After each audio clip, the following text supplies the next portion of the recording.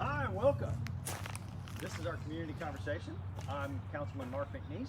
This is Councilman Salters. We're back digitally, of course. Obviously, with a lot of the restrictions and things in place, and people still, there's some people that just aren't comfortable yet in group settings. So we're here in one of our favorite spots in Gregg Park, out in front of the band show. You heard us talk about that quite a bit. Tim, go ahead and go through like an agenda of what we're going to do. I'm going to go over there. So a person, if you want to ask questions, we're going to have a person here that'll hold up their hand and let us know that the questions came in. So go ahead and tell us what we're going to do. So tonight we're going to focus on a couple of big things that we've gotten questions about, things that we want to keep you informed about. The big thing is kind of the COVID responses in town and some of the changes that we've seen in the city-wise and specifically our small business focus. Then we're going to go through some of our big questions that we've seen come to us and be asked of not just us, but the council as a whole, the mayor's office. Those questions are obviously the big ones being the pool, the playground equipment, fireworks. Those are some of the bigger questions that we've gotten over this time. And the last one is kind of our think outside the box thing, where Councilman McNeese and I will talk about different ideas and different things that are going on that we think that we can attempt. The key thing being that we're going to put everything on the table because we want things to benefit the city of Vincennes. Like we've said before numerous times, there's no sacred cows anymore. There's no sacred cows. And we, the reason we chose Gregg Park, when we were thinking the end of May, we anticipated being able to use Gregg Park in a bigger fashion. The rules kind of got changed on the city of Vincennes and cities all across our state with playgrounds. We thought initially that the playgrounds were going to be open. Then the governor came down with their recommendations to keep those closed. So if you drive through Gregg Park, you'll notice the caution tape, and it does. I want to commend the citizens of Vincennes because they are adhering to those rules and regulations, as tough and as frustrating as they are. But I do want to say thank you for doing that. And we'll talk about that more in depth as we go along, but that was a big change that happened, and we didn't hear about it until after it happened. But we'll go on that when we talk about playgrounds, when that question does come up. The key thing right now is we'll talk about some of the big things that we're trying to do as a city to deal with COVID, the pandemic that we've been dealing with. And there's a lot of things that we've done city council-wise to benefit specifically our small businesses. It's very interesting. We got elected, new officials coming in, a whole new council, and then within 4 meetings, 5 meetings, 4 meetings, we were shut down, and new way of doing business was put in place. We are now back to doing business in a modified way. Right. And you are more than welcome to come to a city council meeting. We will be streaming them live too, which is a big part of this. But you are required to wear a mask. That's 50% capacity in there, and it's required to do social distancing. The capacity of City Hall is 89 people. And the only reason I know that is because I was in City Hall just a little bit ago. I saw the sign. It's not one of those numbers I have off the top of my head, but and we also check temperatures. You'll go in the main City Hall entrance. I mean, it takes 2 seconds. You come in, they do the head thermometer scan. You got a mask on, you go sit down. It's pretty simplistic. Or you can watch it on Facebook Live. It is interesting. We are meeting the guidelines right now. We are less than 100 people. We are less than 100 people. One of the other reasons I wanted to do it here at Gregg Park, and in particular in front of the band shell, I think when we talked initially, I know everything kind of changed there March 13th to 17th. Everything went a little out of bounds, but this was one of our top 10.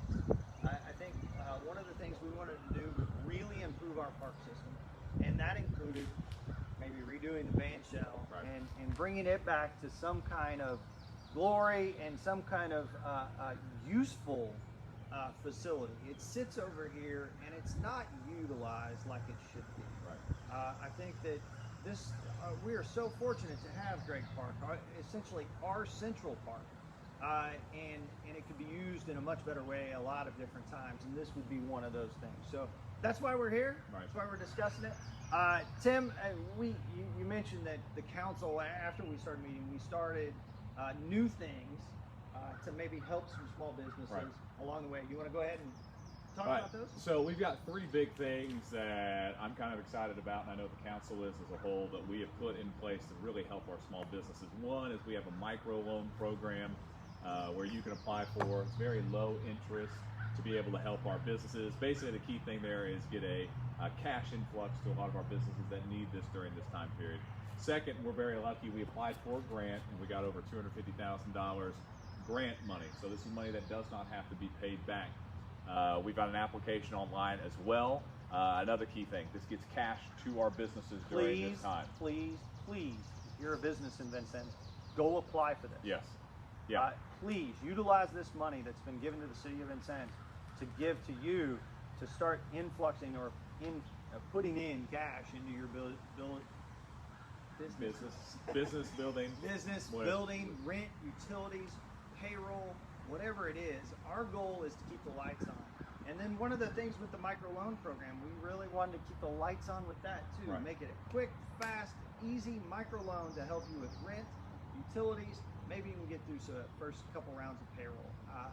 That was it. And the council voted unanimously Yeah. to do that. And the key thing too that's really worked out nice is we I'm gonna look to see if we got any. passed the microloan program, and then right after that, from the microloan program, we got the grant money. So now what we're trying to do is make sure that grant money goes to businesses that applied. We kind of waited a little bit because we knew that we had a really good shot of getting that grant money.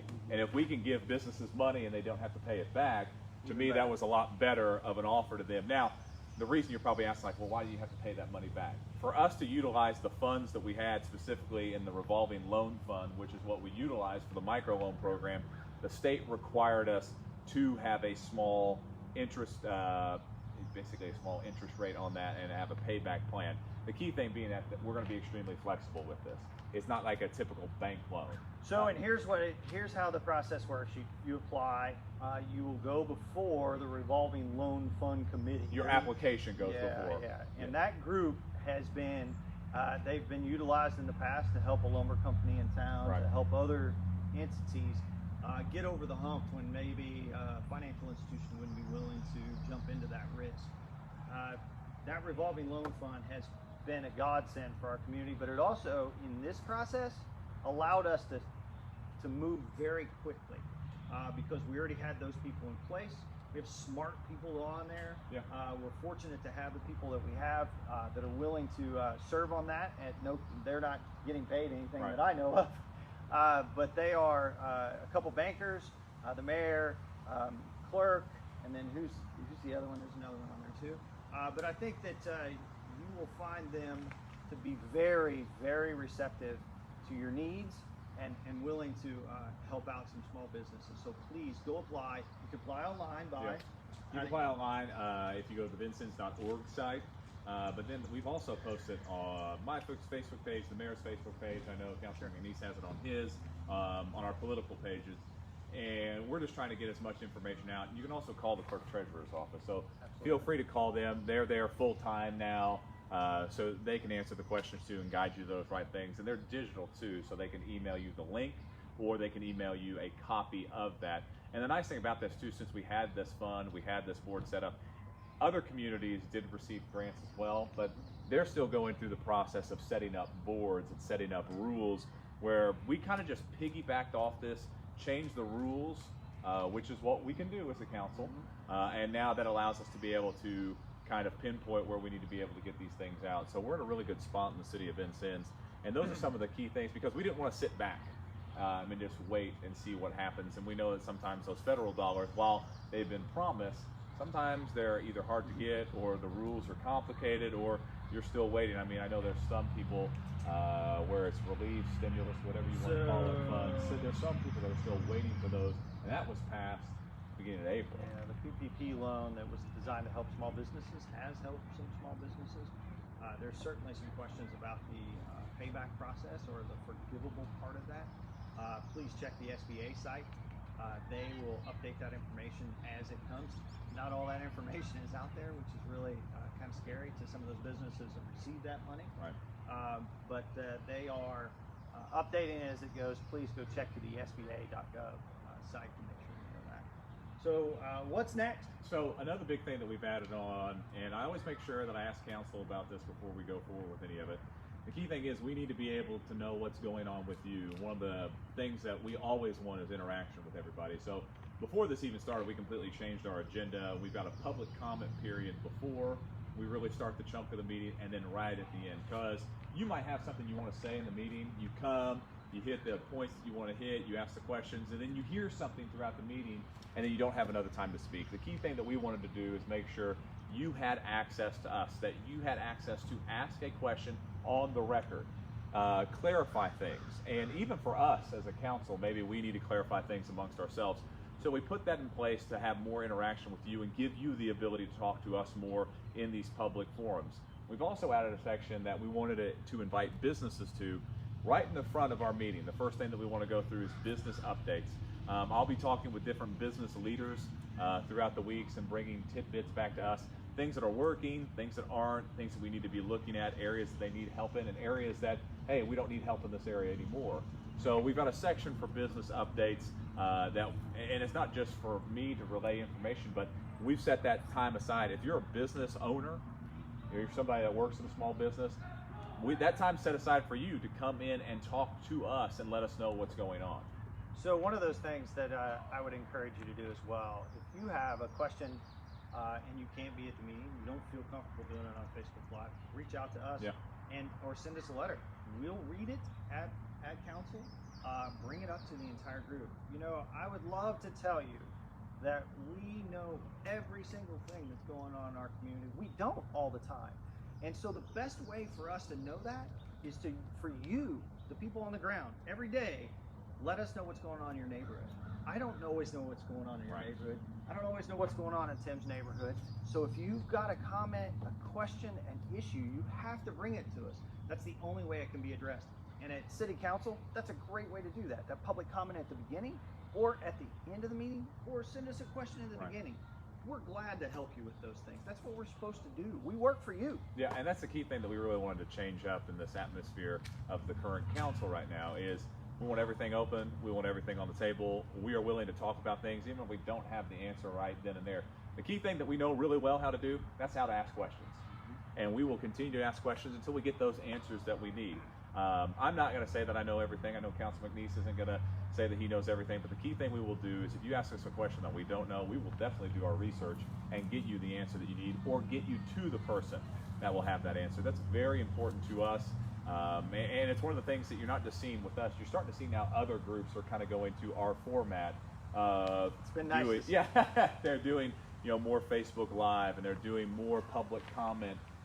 Whereas some might put a little bit more rule. We don't really have any rules set there. If you want to come and talk to us, that's your meeting just as much as it is our meeting.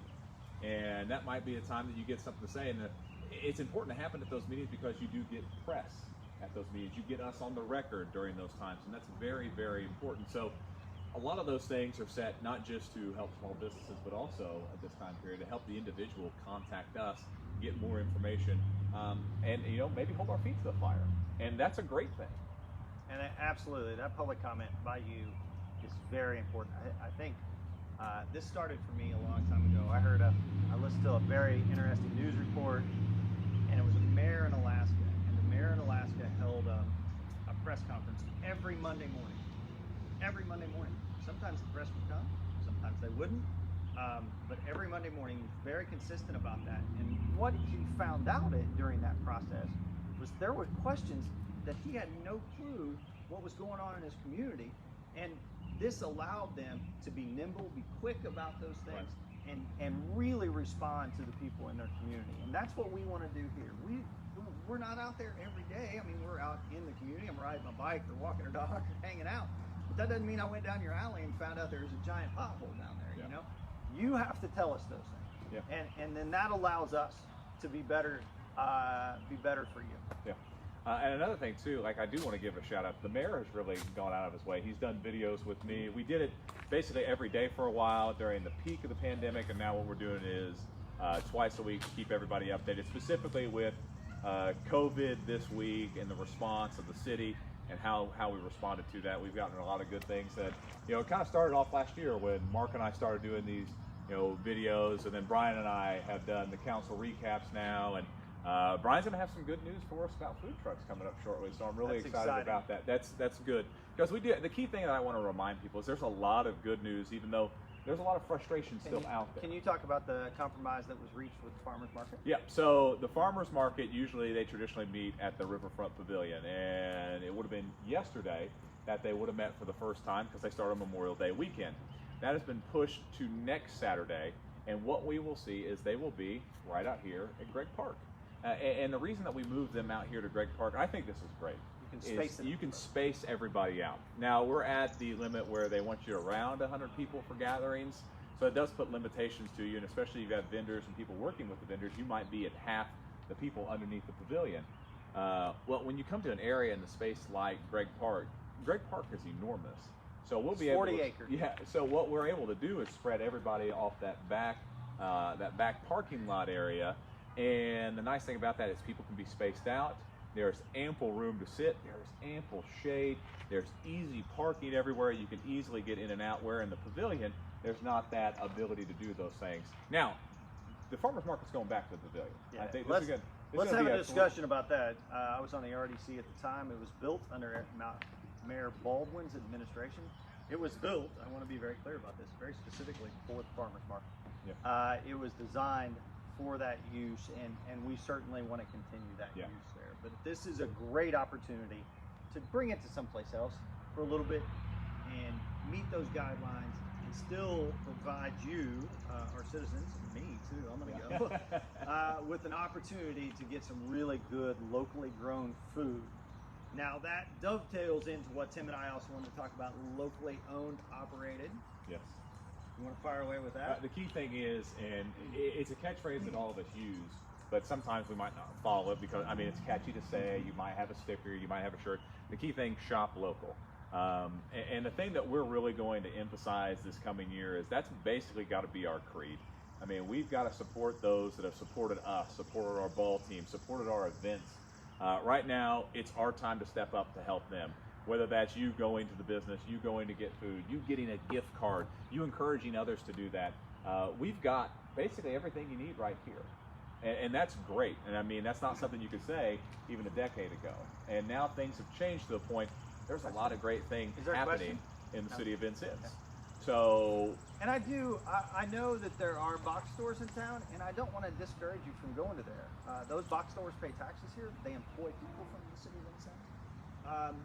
But if it's a small mom and pop store, they're the ones that can't spread out that loss that has taken place during this time. right. They may only have that one location. Most of them do. So you know, it's a little more difficult at times for the small mom and pop store, the ones that are under 25 employees, the ones that we were specifically looking at. Right. And so don't, if you're going to shop a box store, shop at Vincennes first. Yeah. Let's talk about that. They're employing the people in your community. Two, if you're not going to shop there, please go shop at a local place here in town, small, locally owned and operated. Yeah, I mean, and that's one of those things where we've really got to help those that basically have stood up for us, that have been there for us, and that have done things for us. So that's kind of the key thing that Councilman McNeese and I kind of want to emphasize. And we do that basically in every meeting that we've talked about recently, is we've really emphasized the shop local. We've emphasized the, hey, call them, maybe even see what they need, ask them what's going on. The gift card thing's always good because it might not be, you know, maybe I ate there last week or I bought a product there last week, but if I can get the gift card, then I can get the cash in there. One of our people who is watching us, thank you for watching us. I really appreciate that.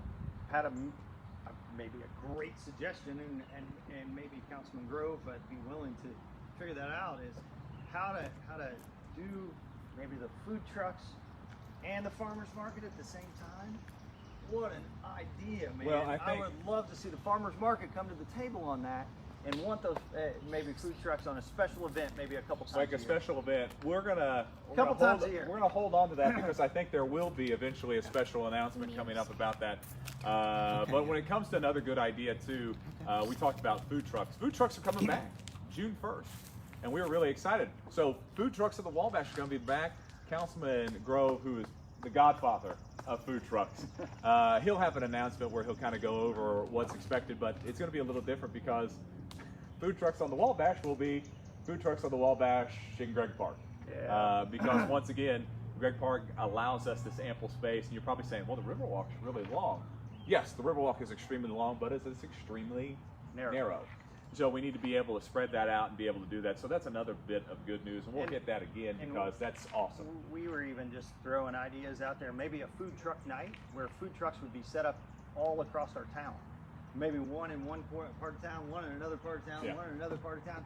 Really spread them out, but create an overall whole community event where food trucks are all throughout your city. Yeah, and if you think like, man, these are great. These are the ideas that we are texting each other constantly.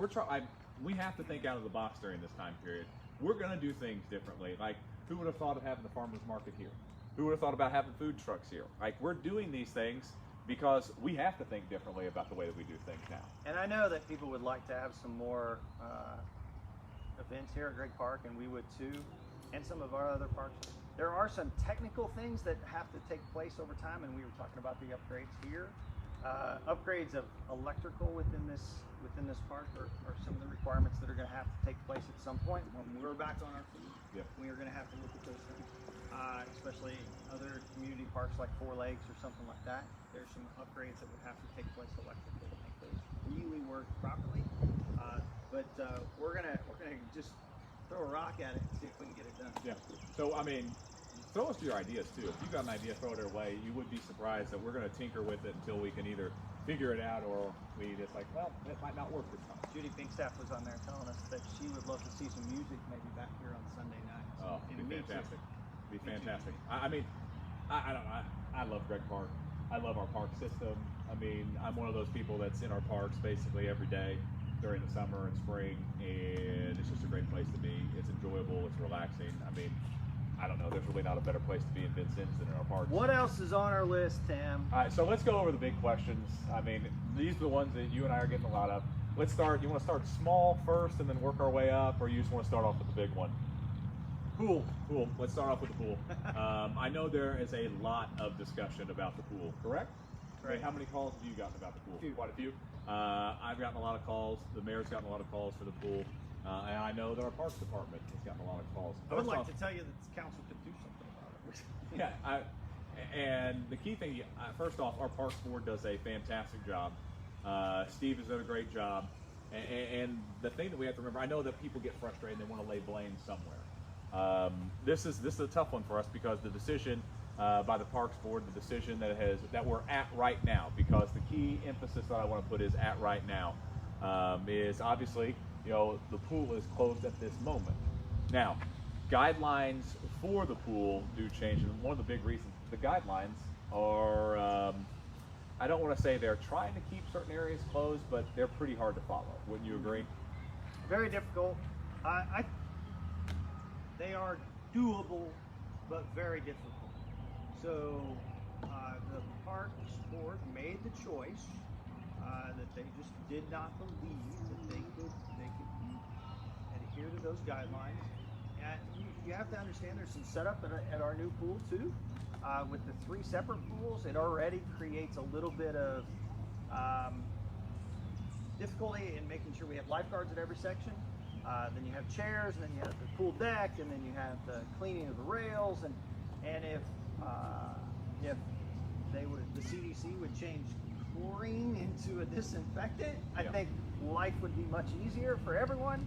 That does not fall under their guidelines at this current time, and I don't know if that's the one that I just kind of sit back and laugh. Where chlorine is a disinfectant when you use it in pools, but if that water now splashed out onto the concrete is not considered that. And it's little things like that. It's not just the guidelines, because everything has been closed. You haven't had time for setup and the help that we would get with that. Training of lifeguards got pushed back because you wouldn't have time for people to be trained. So there were a lot of things that went into that decision. And the key thing you have to remember is current guidelines, because what you have to remember is basically every week or every 2 weeks we're seeing new guidelines. This could change. And I know a lot of people go, well, Princeton's pools open it up, or Jasper's pools open it up. Well, the key thing you have to remember there is those are just pools. Those are just simple, straight line pools, like basically lap pools. When you look at our facility, ours is an aquatic center, right? Basically a mini water park, because we don't just have kind of a lap area. We've got a big slide. We've got a diving area. We've got a kiddie area. We have a splash pad. And those Princeton all has follow a under. lot of that stuff, but what I worry is they're not going to be able to meet. They believe they'll meet the criteria, but they won't be able to meet it. I think that's what they're going to struggle with. And you see Davies County closed there. Lawrence County is certainly not going to be opening up theirs in Illinois anytime soon, and I anticipate they'll be closed for the entire season. Evansville, Lagodi. I mean, Lagodi, basically everyone around us except those two that we listed, and those two are still up in the air as well. But the key thing is guidelines right now. And I know that people are extremely frustrated with this one, but the key thing too is we're thinking outside the box, and we are committed that if there are guidelines change, you've heard the mayor say it, you've heard me say it, Councilman McNeese will say it, that we will do everything we can if those guidelines change to open our pool. Now we're also kind of thinking outside the box too, so what do we do? So we're going through ideas of how we can set up and have the splash pad still run. Obviously it would run just like you would have at Four Lakes, where we would just have it going, you'd be able to use that. So we're looking into that. We're also looking to different type of events that you could have throughout the parks, where we might bring out, I don't know what that little device the fire department has that kind of sprays everything with the wild wiggly arms, but have events where we still have that water-based entertainment that our city has become so pleased with and so used to. Those are the things that we want to be able to provide, and those are things that we're kind of texting each other back to figure out what are other things that we can do. And in the back of my mind, I keep thinking guidelines are going to change, and you hear things that are said by the governor's office or somebody from the governor's office, and then it changes immediately. I think a good example of that would be playgrounds. That one kind of changed for the negative, but these things constantly change. So the key thing with the pool, with current guidelines in place, we're at this current position. I basically say we're at hold. We're in a holding pattern. If guidelines do change, then we will be ready to go. And everybody's been working hard to do that. That's nobody's fault here in the city of Vincennes. I mean, we've got a great parks board. Steve does a great job with our parks. If you look at them right now, they look absolutely fantastic. And you've got a council that's committed and a mayor that's committed to be able to offer the pool if those guidelines do change. So I think that kind of explains where we're at with that. There's a lot of moving parts, and it's one of those things where who would have thought we would have been here weeks ago. Now the thing is too, I mean, if we were having this discussion 4 weeks ago, we wouldn't even be like, I don't think anybody, nobody would be saying, hey, how are you going to open anything? So that's how quick things have changed. So I always try to be optimistic about things. Maybe that can get annoying at times. Wash your hands. So that's where we're at with the pool. So if you've got more questions too, and you've got thoughts or opinions, please feel free to share it with us, and we will listen. Yeah, do we have anything else tonight? We've got the playgrounds. Okay, we talked about the playgrounds a little bit. We talked about the playgrounds a little bit, and the key thing, we were ready to go Wednesday after the governor's announcement. He said, hey, we're moving to phase 3 on Friday. Well, the original phase 3 plan had playground equipment open, movie theaters, which I thought was odd, and bowling alleys, which, once again, I thought that one was odd too.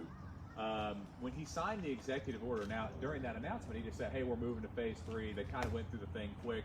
No questions were brought up. They said they would provide a document later, and it wasn't until Thursday afternoon around 4:30 when the executive order was signed that we saw the new rules, and in that was playground, and they really didn't have the next phase for when those would be opened up. So that was kind of a gut punch for a lot of us because we were really looking forward to that. But that's how quick these things can change. As you have some children at home, and I have a 9-year-old walking, facing behind us right now. The playground is certainly things that we look forward to and our kids look forward to. So it was definitely a tough blow to hear that would have to remain closed. And that's one I've actually reached out to the governor's office because I'm really curious about this one, especially for not just for my kids, but the kids of the community. Obviously, I work for the school corporation, so a lot of kids out there that want to play on our play equipment, and we've invested a lot on our playground equipment. I'm very proud of our playground equipment. So I want to invest some more. Yeah, I know. So the key thing that we're trying to do is figure out, all right, so what's the timeline here and what to expect, or is there things that we can do to kind of put that process in place? Because I felt we had a good plan. I mean, our parks department was ready. They had a cleaning pan, they had cleaning protocols in place, ready to go to open it, and then the guidelines came out from the governor's office. And I know some people get upset. Well, these are just guidelines, and these don't need to be followed. The key thing that I always kind of go back on is we're asking businesses to follow these protocols to make people feel safe, to make sure that we're open, to make sure that you have that environment that people want to get back out to, that they feel safe in, they feel comfortable in, because at that point, that's what we're working on. If we're not following those, then why should a business follow those? So we've got to set the example, and that's what we're doing. Is it hard at times? Of course it is. I mean, do you think I like this? I hate it, but this is what we have to do during this time period, and that's what we're going to do. Following the rules or following the guidelines allows us to get there quicker. Yeah. When we stop doing that, there is the potential of something that we don't want to happen. So this is the way we can get there quicker. It's not the way that I would choose. It's maybe not the way everybody else would choose, but this is what it is. And as a city, we have to be that example. We have to do that, and we're going to continue to do that. Well, and if you look at us too, if you look at the numbers and you really drill down into the numbers, compared to most of the other areas in Southwest Indiana, our numbers are the lowest, especially with the active cases that we're dealing with. So we're really in a good spot. So what we've been doing has been working. It's been frustrating at times. I get it. It's not what we wanted to be doing. This is not how I thought my spring or beginning of my summer would begin. But as we follow these things, the key thing to remember is that gets us to normal again. And that's the key thing that I want to emphasize is because everybody talks about a new normal. No. The governor's plan has us on pace for normal, with getting back to doing things without restrictions. And that's what I see. That's the light that I see at the end of the tunnel. We have a lot of positive stuff that's going on. We talked about a little bit. Farmers markets coming back. Food trucks are coming back. You can have gatherings and meet with family and friends, not just in your primary family group. Businesses are back open. 50% in restaurants. And you're seeing retail start to get up to 75%. I mean, we have a lot of great things that are going. Youth sports. I mean, I was out coupling this weekend for Sam and Vincent's practices. I mean, you start to see those things, and I think those are the things that are really going to make people feel better. People get back out there like, all right, we're getting back, and that's where we're at with that. And I think the next big question that we're getting deals with 4th of July, and specifically fireworks. So talk about what happened the other night. We were watching from our porch to see if fireworks. Vivian, please don't. Okay. We were watching fireworks. Trying to watch fireworks from our house to see if them being shot off from Vincent's Lincoln High School could potentially show up throughout the entire community to kind of give a viewpoint for everybody. So I would say it's kind of a mixed bag at this point. So the key thing is, like we said, we're thinking outside the box for everything. So what if the possibility that we couldn't have 4th of July fireworks at the memorial area? All right. So what do we do? What can we provide? And I think we're having a meeting later this week to discuss that and go over those processes. So what we've decided is let's find a spot and let's see what happens when we shoot fireworks off. If we shoot them high enough, if people get out to certain spots, and this would be something where you would be like, hey, go to a parking lot and socially distance, or hey, get to a clearing where you don't have a lot of trees, and go out and look out, because our fireworks traditionally start at 10, a little bit darker at that time during the summertime. So we shot some fireworks off, was it Wednesday? Yep. So we shot some off Wednesday. Those were about 600 feet fireworks, and then we also shot some off Saturday. That was the 1,000-foot one. I would say the Wednesday ones weren't very successful, and then we had a mixed bag of success with the Saturday ones. The key thing being is we're looking at every possible option.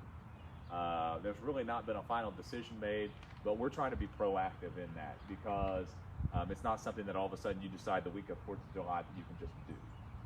So it was kind of funny because I made sure to let the council know, hey, it's happening at 9:30. Text me what you saw. Something like, I saw it, I didn't, I did, I barely saw it. So you kind of got a mixed bag. Then we also posted some stuff on social media and got people's responses. And it was, trees were in the way, or I saw it, or I was in a clearing. So it's those things that we're kind of working on to see if this is a possibility, keyword being a possibility. I mean, it's one of those things that we've got to think differently about the way we do things, correct? I feel like I'm stealing my mom's line all the time. Yeah. It's all different. And I would love to tell you we have a great plan in place, and I think we do have a good plan in place, but it can change tomorrow. Yeah. Things can change. Some of it has to be done on the fly, and I know it tries my patience a little bit sometimes, and I know it tries your patience a little bit sometimes, but that's the world we live in currently. Hopefully not for very much longer, but currently that's where we're at. Yeah, because when you think about it right now, so we are 2.5 weeks out from the next phase. Sure. And so that puts us in phase 4. Phase 4, things really start to open up. So that's the June 14th time period. And that could change too, because like we've said before, The guideline was moved up on phase 3 to a couple days, so maybe they'll move this up too. Here. So the key thing that we're always doing is we're making sure that we pay attention to what happens in the governor's office, that we're looking through absolutely everything, because sometimes he'll have those press conferences and it's a question that gives you the answers that you need, and you're like, wait a second, we're going to need to pay attention to that because that might be coming down the pipe. So we're extremely proactive. I meet with the mayor basically every day, and then I kind of relay some of that information to our council to make sure, like, hey, be aware of this. Hey, start thinking about this. Hey, start looking into this. Start doing research to those things. So, yeah, while there's a lot of things that are changing, I still want to emphasize the positives that are going. Absolutely. Like, so there's a lot of great things. Like, you know, in a couple we're weeks. We're absolutely here. Yeah, I know. That's like, we're here. We're out in public. Point. So the key thing that I'll re-emphasize is you've got groups of 100 that can meet now. You can go and meet with friends. You can go meet with extended family. Those things that, you know, in phase 2 you couldn't do. So that was big. Our parks have been opened up. So you've got pickleball courts that are opened up. Skate parks are opened up. Cindy River will look into that. And the other things too, where you got the farmers market is coming back here, and will in 3 weeks be back at the pavilion. Food trucks, they're going to be here for a little bit, then they're going to go back to the Riverwalk. So we're looking at all these different things, and I know like there's some things that we get extremely frustrated by, but the key things I want to really emphasize on, there's a lot of things to be positive in the city of Vincennes. While some of these events, other areas and other communities have just kind of thrown in the towel, we're not. We're looking at ways to be able to provide these things, whatever we can do. And we're kind of looking at ways differently. Who would have thought we would? So one of my complaints for years and years and years of our community at times, you know, as I was at the chamber, an idea would come up and there'd be 50 ways that they'd say no and not a single way to say yes. Our goal, my goal, is to find 50 yeses until I get that hard no. You know, I'm going to keep trying to find 50 ways to say yes and not a single way to say no. But sometimes a bigger authority kind of stomps you a little bit along the way. Yeah, and that's what we've been going with. I mean, each one of us has been looking at different ways to be able to get these things worked out, to get these things figured out. And sometimes we do have roadblocks thrown our way. But we're still chugging along. There's still a lot of great things going on. Here's the other thing. We're going to continue to do these community conversations throughout the year. The next one I think we'll probably do from City Hall, maybe. Yeah, and then it'll probably be because in the summer it's going to get a little warm. It's going to get a little warm. And then hopefully you'll be able to even attend. Yeah. That would even be even better. And I think about that point, like people are going to be more open to coming into groups that are in a single building, enclosed area. I know there's still some hesitation with that, and that's okay. But we want to be able to provide these things. These are important to us. I mean, this was kind of our big thing last year. We wanted to get started again. We had plans to start earlier, and then all of a sudden, the Rona came and kind of changed all of our plans. So the key thing with this digital kickoff is these are back. We'll probably do these every other month. It gives you access to be able to throw questions at us, meet with us, talk with us, ask anything you want. And like Councilman McNeese and I have said, we're willing to look at everything. We're willing to throw anything on the table. Throw us your ideas. I mean, we're willing to try it and see if it works. And we're not too ashamed. Like, we'll try it and be like, you know what, that might not work. Back to the drawing board. I don't think there's anything wrong with that. Low cost bets, man. That's what I want to make all across our city. Low cost, low impact. If they work, keep repeating them. Yeah. And so we need to find out a lot of times what those are, what you need done in your neighborhood. So please get with us. Tim, or get with your other councilman. We got a whole list of them. We got a whole crew. We got a whole crew. So have we ran through our list today? I think we got through all the stuff that we wanted to get through. Specifically, too, we wanted to be able to have time to explain the questions that you had, because that's very important. Like, you've got a lot of questions. We know that we've been getting those. I know that I've explained the pool, the playground, the fireworks numerous times. But it doesn't hurt to keep going over those things to make sure people understand, hey, here's all the things that have happened that led to these decisions or led to where we're at right now. It wasn't just all of a sudden you came to a decision like that. There's a lot of moving parts right now, and especially too where you've got different things coming from the governor's office weekly that do kind of change Yep. things.